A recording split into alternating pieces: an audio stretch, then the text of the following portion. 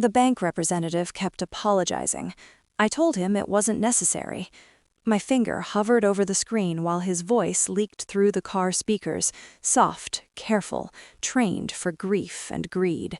The black card glowed like a vein under my thumb. Limitless, worshipped. I imagined her mother's hand on polished leather, imagined the clerk kneeling to size him, imagined the smile my wife used when money solved things.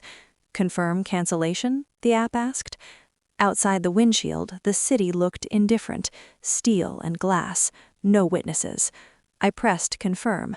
The card disappeared, just like that. No sound, no drama. A swipe, a silence. Somewhere uptown, a register would decline. Somewhere else, a lifestyle would hiccup, then collapse.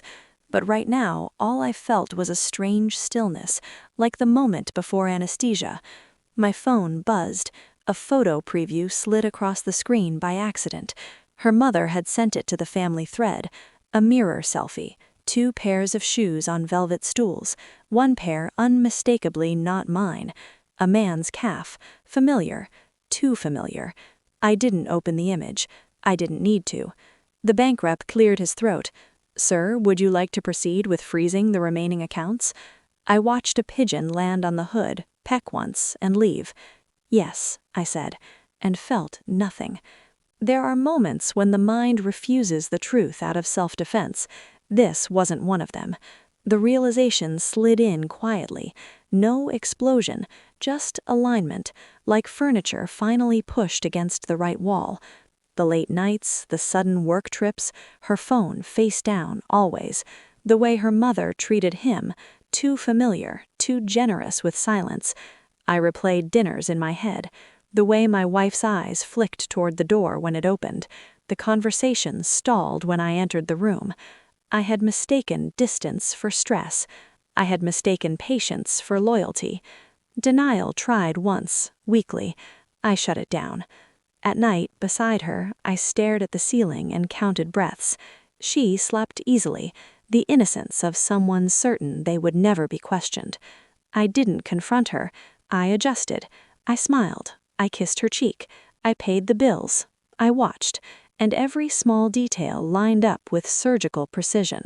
Her perfume changed, not for me. Her laughter became rehearsed. Her mother stopped asking about my schedule. People don't realize how loud guilt is when you stop making noise yourself. I moved like nothing had changed. That was the hardest part, and the easiest. I pulled phone records, not hers, mine. The shared account gave me patterns, repeated numbers, short calls, long gaps, the kind of communication that doesn't need words. I hired no one. I trusted data. I checked security logs in the garage, the cameras she forgot existed, timestamps, his car, always leaving before dawn. At dinner, I listened. I let her talk.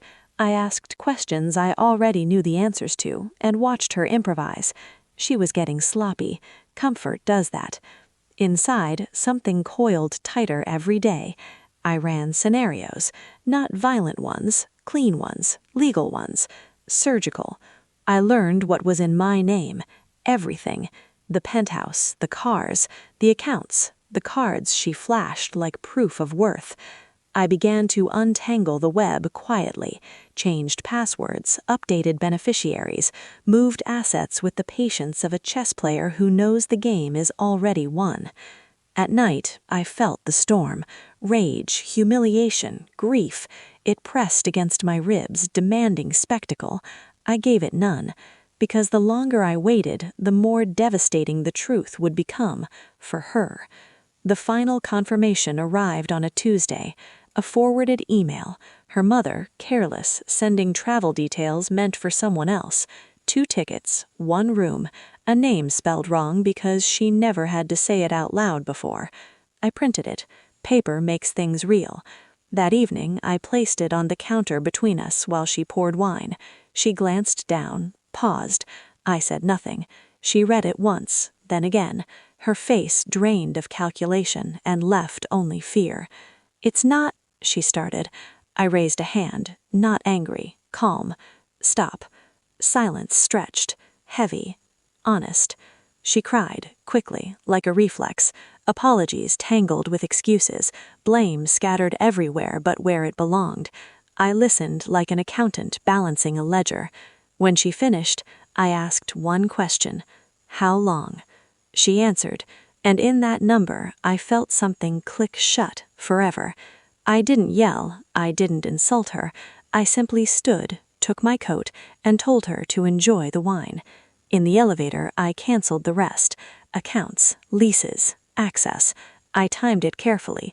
Her mother called first, furious, confused, then her, panicked. I let it ring. By the time I returned, the apartment felt smaller, like it already knew it was temporary. She was on the floor, phone in hand, mascara ruined, the myth collapsing around her. "What did you do?" she asked. "Nothing," I said. "I stopped doing everything." That broke her. She reached for me. I stepped back. I told her the penthouse was mine. The cars were mine. The card? Gone. The lifestyle? Over. No threats, no ultimatums, just facts. The truth is devastating when it arrives without emotion. I left that night, not dramatically, efficiently. The city looked the same, but I wasn't. I didn't feel victorious. I felt clear. Some losses are simply removals, dead weight cut loose. In the quiet that followed, I realized something unsettling. I hadn't lost anything of value. I walked away without looking back, and for the first time in a long time, everything I carried was mine.